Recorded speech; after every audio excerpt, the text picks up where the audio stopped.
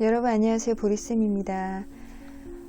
오늘의 영상은 명품과 인연은 따라하는 것이 아니다 라는 얘기를 좀 들려드릴까 합니다.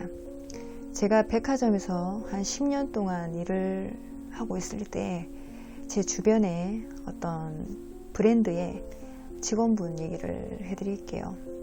그분은 유명 화장품 브랜드 직원분이셨고 지금도 생각이 나는데 굉장히 얼굴이 좀 미인상이셨어요.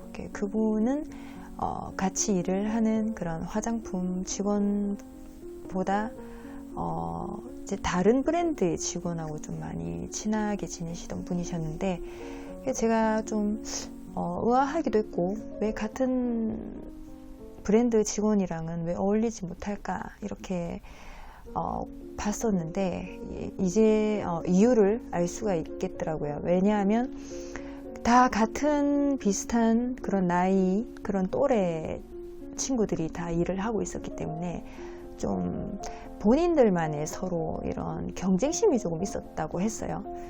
뭐 어딜 가나 그렇지만 뭐 저랑 나이 차이가 많은 사람이랑 같이 일을 하게 되면 그런 건 없지만, 좀 덜한데 좀 나이 차이가 비슷비슷한 그런 또래 직원들하고 일을 하게 되는 경우 본의 아니게 좀 경쟁 심리를 좀 가지게 되는 경우가 있다고 합니다.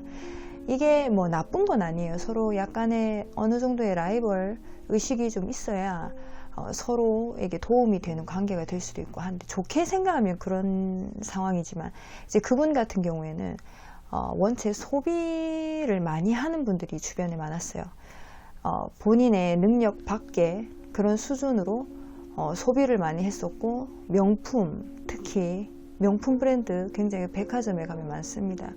그런 브랜드의 뭐 가방이나 신발, 옷을 하나 누군가가 구입하게 되면 그 주변의 직원들이 꼭 약속이나 한 듯이 차례대로 구매를 했다고 해요.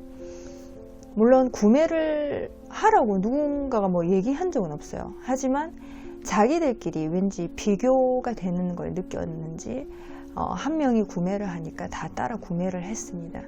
근데 제가 아는 그분은 그런 행동을 전혀 하지 않으셨어요. 그래서 약간 뭐 왕따까지는 아니더라도 어울리지 못하고 있었던 상황이었던 겁니다. 그래서 이제 얼굴은 되게 미인이셨는데, 알고 보니까 이분이 본인은 그렇게 명품에 돈을 쓰고 싶지 않았고, 뭐 남들이 사던 말던 그냥 차곡차곡 돈을 모았습니다. 그래서 통장에 좀 그 나이 때 치고는 많은 돈이 모여 있었어요.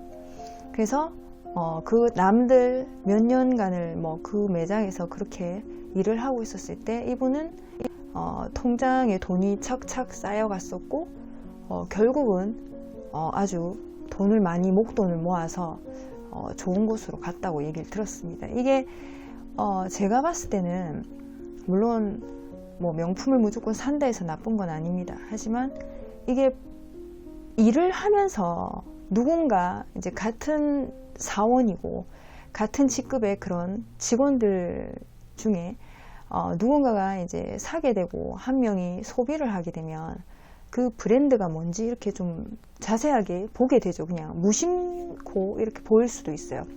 그렇게 되면 이게 나도 모르게 이런 경쟁 구도가 되면서 나도 그럼 하나 사야 되나 이런 생각으로 한두 개씩 구입을 하게 되고, 또 내 수준은 현실적인 그런 환경 수준은 맞지 않는데 누군가가 또 사니까는 나도 사고 싶으니까 따라 사게 되는 경우가 있습니다. 이게 소비가 이제 늘어나게 되면 또 감당이 안 되니까 또 투잡을 뛰는 사람들도 있습니다. 어디서 대출을 받기도 하고, 이렇게 되면 계속 악순환이 반복이 되는 거죠.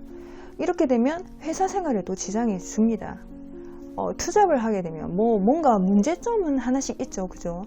뭐 지각을 하게 된다든지, 예를 들어서, 아니면 무엇인가 회사에 조금이나마 안 좋은 영향이 가는 경우를 제가 너무나도 많이 봤기 때문에, 이게 뭐 이게 좋다 나쁘다의 문제가 아닌 본인의 능력껏 하는 게 제일 중요한 것 같습니다. 뭐 투잡을 뛰든 쓰리잡을 뛰든 내가 이 다니는 회사에 지장을 주지 않고 그런 거에 뭐 카바를 칠 수 있다, 뭐 전혀 문제될 게 없다라고 하면 상관이 없습니다. 하지만 본인의 수준은 그렇게 못 미치는데, 몸도 그렇게 따라주지 않는데 무리해서 투잡 쓰리잡을 뜨게 되면 분명히 이거는 말이 나오는 그런 상황입니다. 그죠?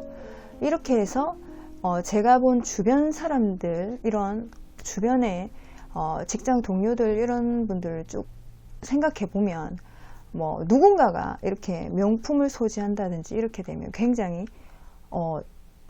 자기들도 모르게 이렇게 같이 동요가 되는 경우를 많이 봤어요. 그러니까 같이 무엇인가 쟤도 사는데 내가 못해? 이런 그런 심리로 작용하는 걸 봤어요. 이게 역으로 생각을 해보면 남자친구나 여자친구를 만나는 사람 인연도 마찬가지입니다. 내가 솔로이고 아무도 없어요. 근데 같이 일하는 직원 중에 한 명이 누군가를 만나게 됐어요. 그런데 같이 이제 뭐 얘기를 하게 되죠. 하면 맨날 그 뭐 자기네들 연애사를 얘기하게 됩니다. 그러면 나는 별 관심이 없다가도 그런 일이 있나 이렇게 얘기를 듣게 되죠. 그러면 또 이상하게 나도 그럼 누군가를 만나야 되는 건가 이런 생각을 하면서 어떤 사람을 만나게 되고, 그러니까 별로 안 만나도 되는 사람인데 그냥 충동적으로 만남을 갖는다든지 이렇게 해서 줄줄이 사귀는 경우를 봤어요. 이게 조금 웃긴 상황인데, 줄줄이 사귀면서 서로 이제 배틀을 하고 있습니다. 내 남자친구, 내 여자친구에 대해서 이러쿵저러쿵 얘기를 막 해요. 그러면서 너도 있냐, 나도 있다, 이런 식으로. 너만 어디 여행 갔냐, 나도 여행 갈 수 있다. 너만 뭐 남자친구가 그걸 사줬니? 그럼 나도 사줄 수 있어. 이런 식으로 이상한 경쟁 구도가 발생이 됩니다. 이게 뭐 나와 직급 차이가 뭐 훨씬 뭐 차이가 크다든지, 나는 사원인데 뭐 그 사람은 대리님 정도 되고 이래 되면은 그렇게까지 생각 안 하는데, 같은 동등한 입장의 위치에서 그런 현상이 한 명씩 상황이 발생을 하면 똑같이 따라하게 되는 그런 심리가 있더라고요. 그래서 이거는 옳다 그르다의 판단이라고 하기보다는 본인의 자신의 성향과 그런 생활 수준에 맞는 그런 걸 내가 현실적으로 만날 수 있는 상대인지 아닌지, 만나도 되는지 없어도 되는지 좀 냉정하게 판단을 할 필요가 있습니다. 내 옆에 있는 제일 친한 사람이 누군가를 만난다 해서 그럼 나도 만날래, 그럼 네가 만날래, 나도 만날래, 이게 아니라 좀 냉정한 판단으로 이렇게 선택을 하는 게 맞는 것 같습니다.